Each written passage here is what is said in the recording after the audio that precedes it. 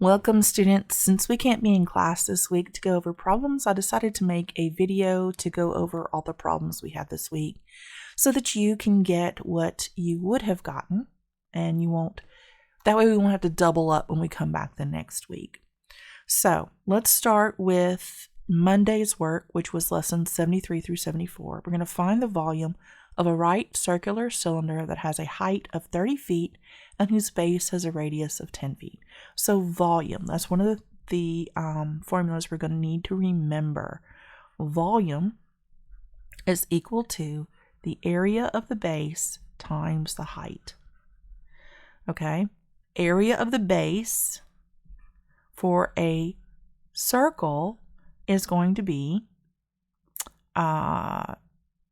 pi r squared. We're also going to have to look up surface area, and to get surface area we're also going to need to know circumference. Circumference is going to be 2 pi r. 2 times pi times the radius. So those are three of the main ones that we've been over. Another one that we're going to have to know is total surface area.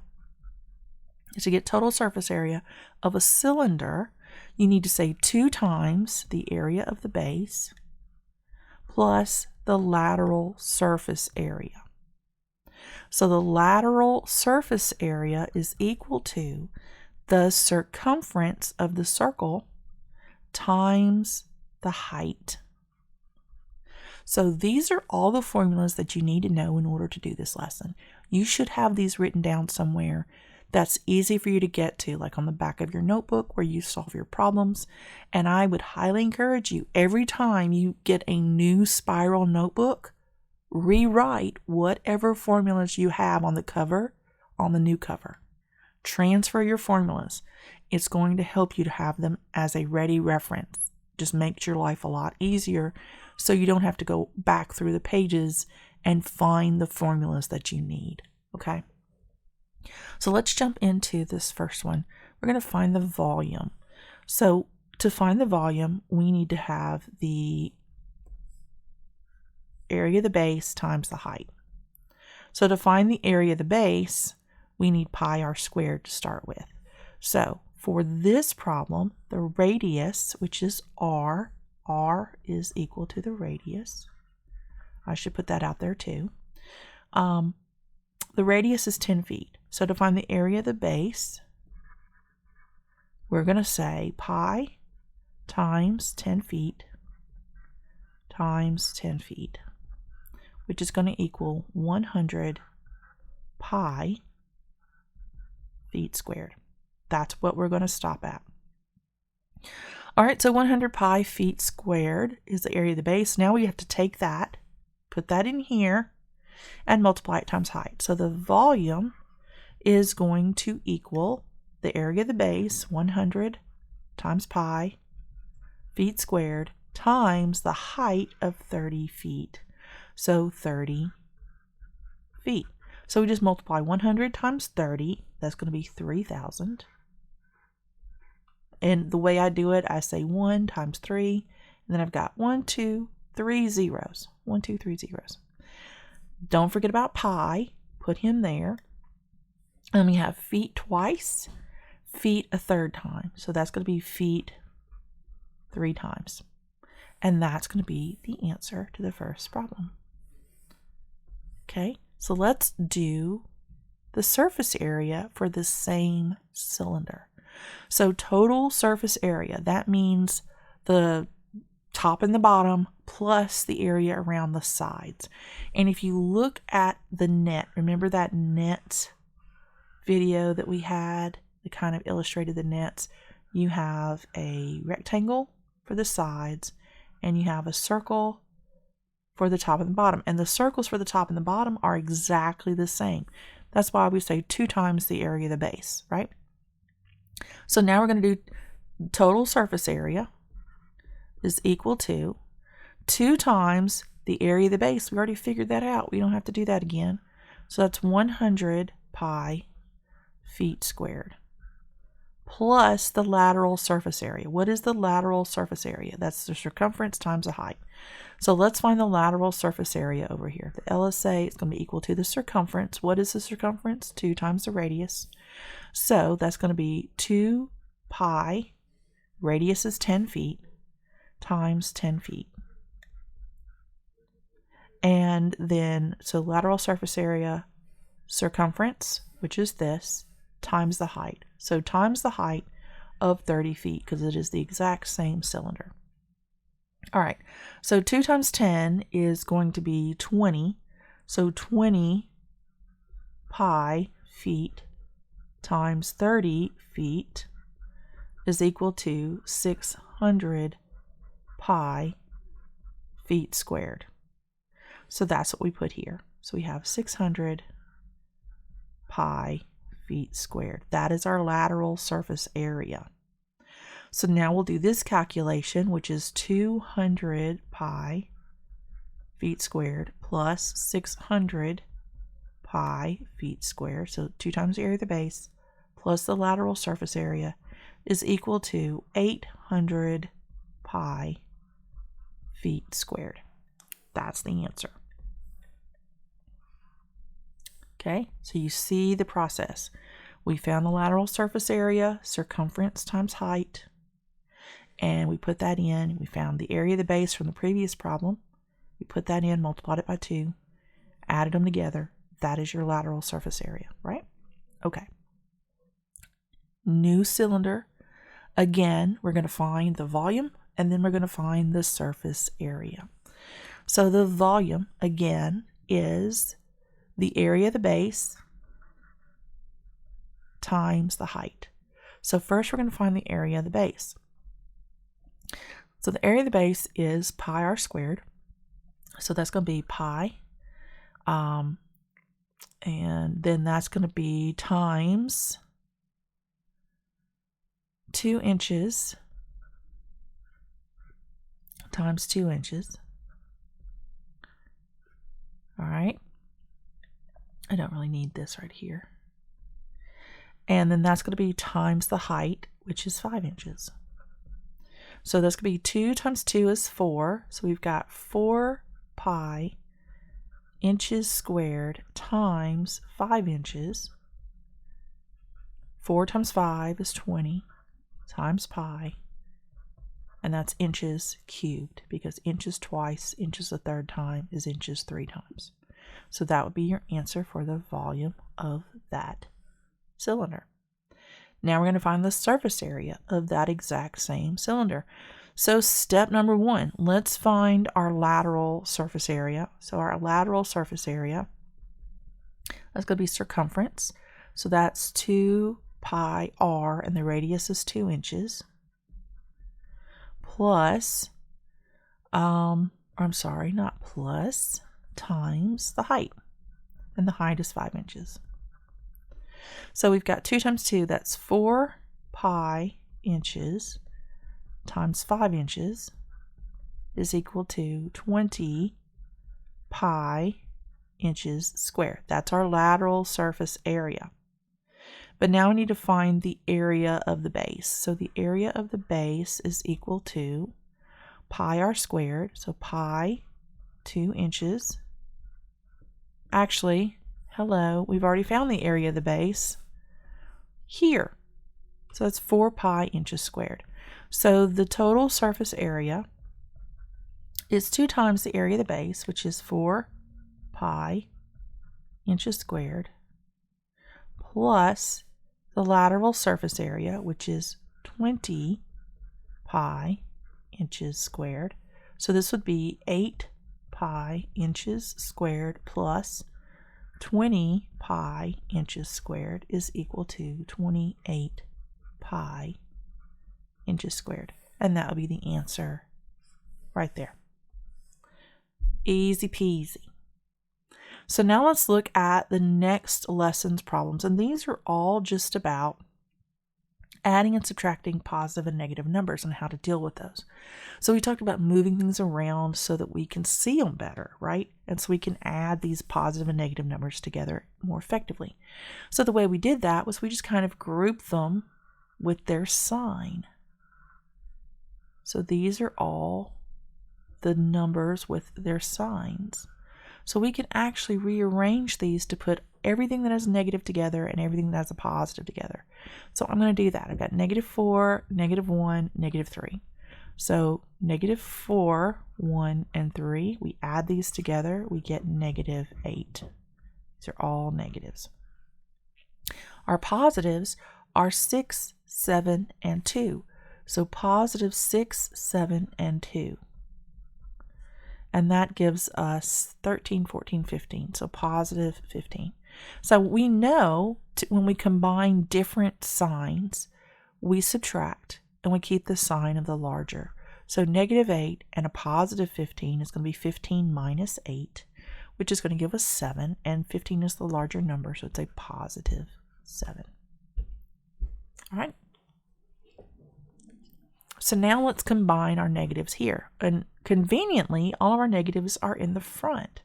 So -2 and a -4, that's a -6, and a -3, that's going to be -9.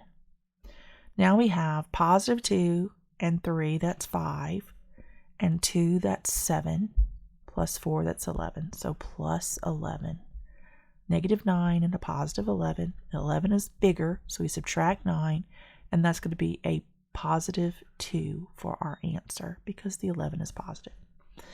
Now they're kind of mixed in. Let's just do them anyway. -4 and -10 added together because they're the same sign will give us -14. +5, +2 added together gives us a +7.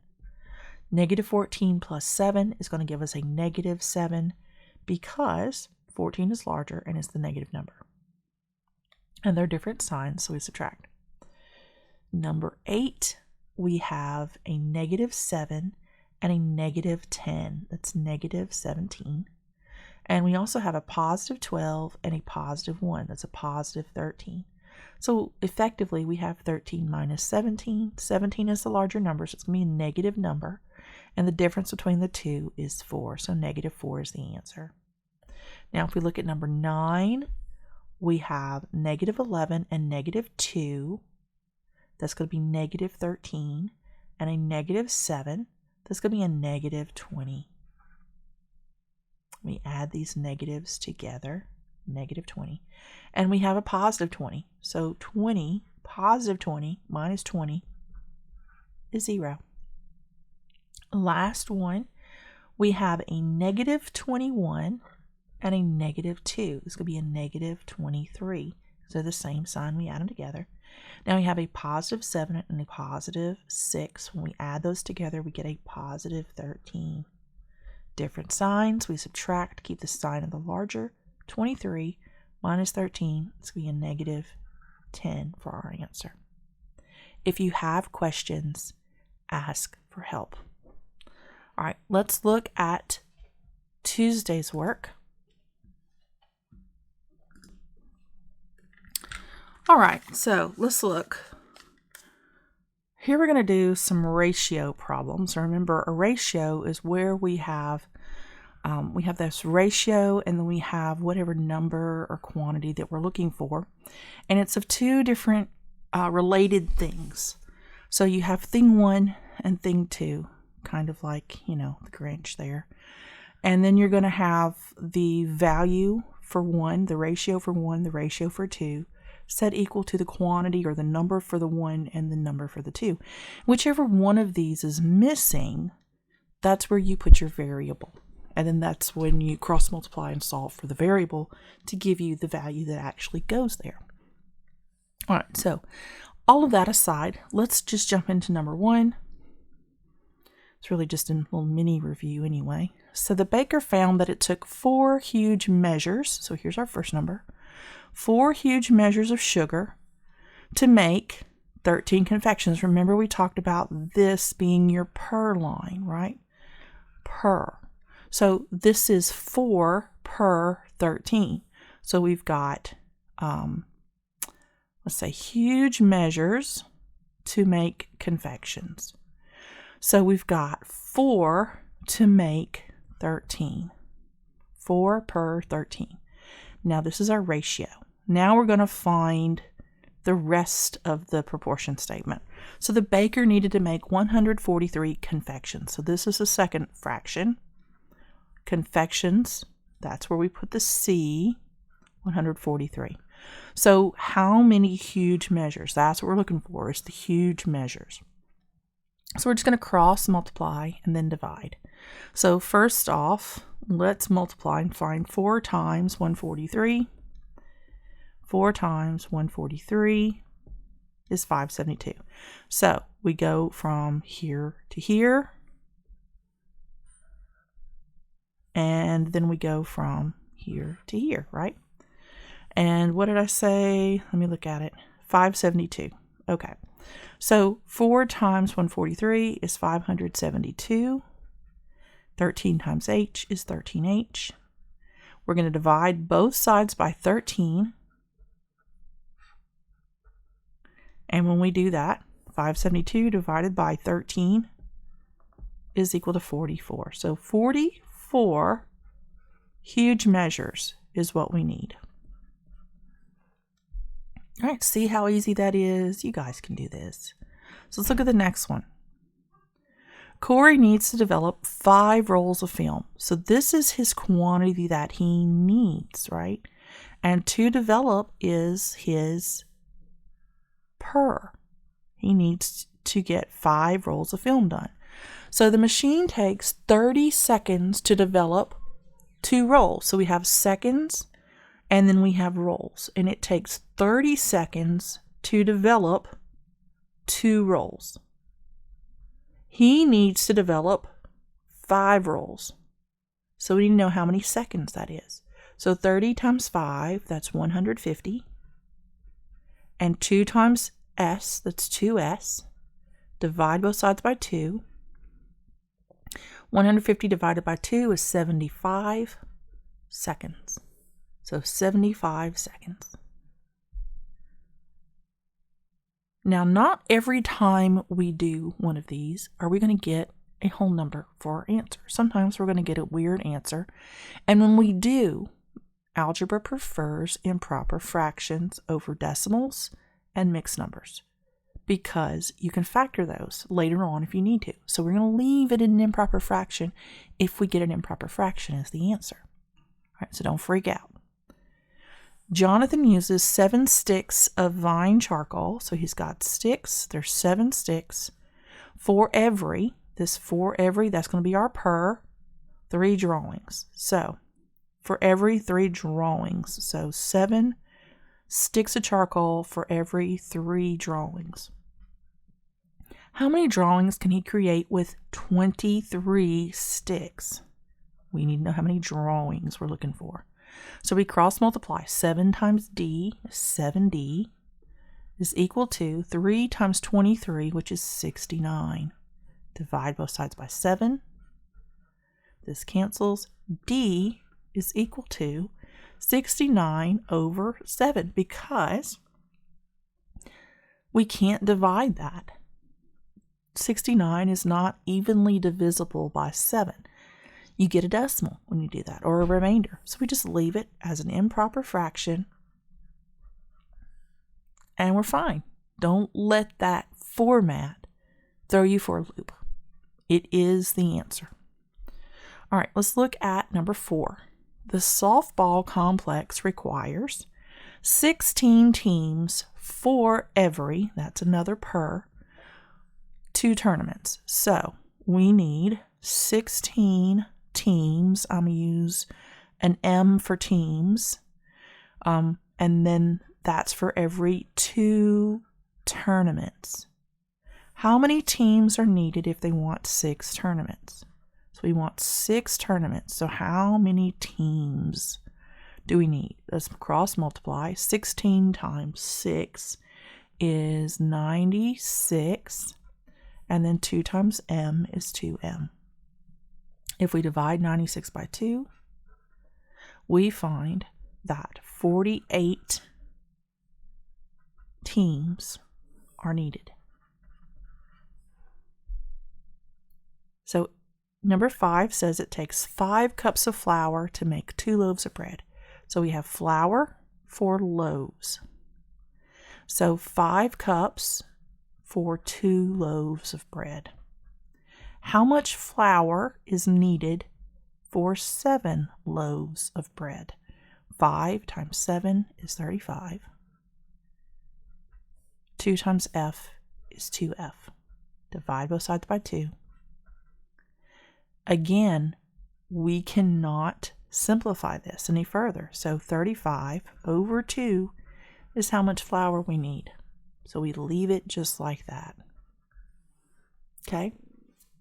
Now, in the real world, we would divide that. And in the real world, we would find that'd be 17.5 cups of flour. Perfectly fine.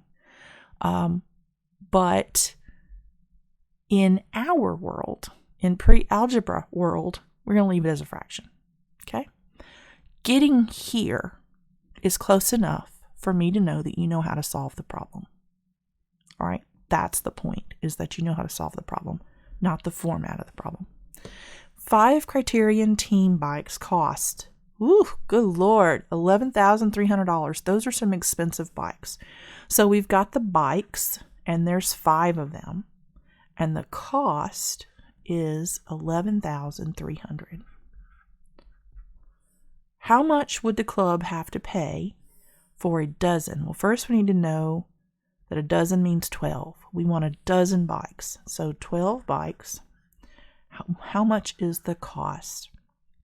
So we're going to cross multiply. 5 times C is 5C. And then I cannot multiply 11,300 times 12 in my head. I know, that's hard to believe, but I can't. It's not within my range of abilities. Maybe on paper I could. All right, so it's 135,600. So $135,600. Divide that by 5. And the cost of those 12 bikes is equal to $27,120. Whew. Those 12 bikes are expensive, let me tell you. All right, so I'm going to highlight this one because it doesn't have a blank. Let's look at Wednesday's work. So Wednesday, we had lessons 76 and lesson 77. And lesson 76 was about operations with scientific notation. So those are the ones that we have here. We have 4 problems about multiplying with scientific notation. So 4 times 2, remember, we just multiply the coefficient. And this times 10 right here, this is just like a variable. We treat it like a variable. We drag it along for the ride. So 4 times 2 is 8 times 10, and we combine the exponents. -4 and a positive 14 leaves a positive 10. That's it. That's the answer. That's all you had to do. 3 times 3 is 9 times 10. 6 minus 2 is 4. Easy peasy. 2.1 times 2 is 4.2 times 10. 10 plus 3, 13. This is the only tricky one we have. 4 times 3 is 12 times 10. -5, -8 is -13. But this is not standard scientific notation format. We just want to have one place value behind or before the decimal. Just one to the left of the decimal. That's what I should say. So we are going to move this decimal one space this way, which would mean adding because it's going forward. So that would equal 1.2 times 10 to the -12. And that would be your answer. Okay? And that's all for lesson 76, lesson 77. 3 remaining problems.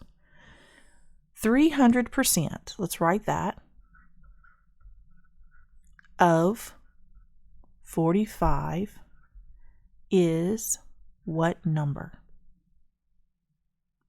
Not very hard at all. So in order to find out what this is, we're going to divide it by 100, and when we do, it becomes 3 times 45 equals n. So 3 times 45 is equal to 135. I think that's right. Let me check my math. 3 times 45. Yes, okay, I did that right. Good.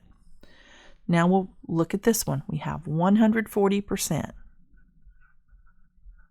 of what number is 364.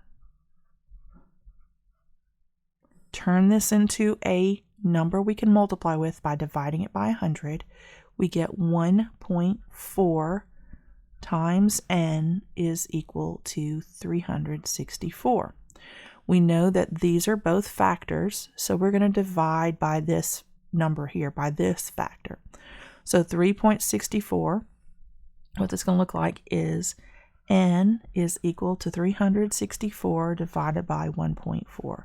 Because what we actually have is 1.4 n times n divided by 1.4. That's what we have. So then this cancels. So our answer is that n is equal to, let's see what that says.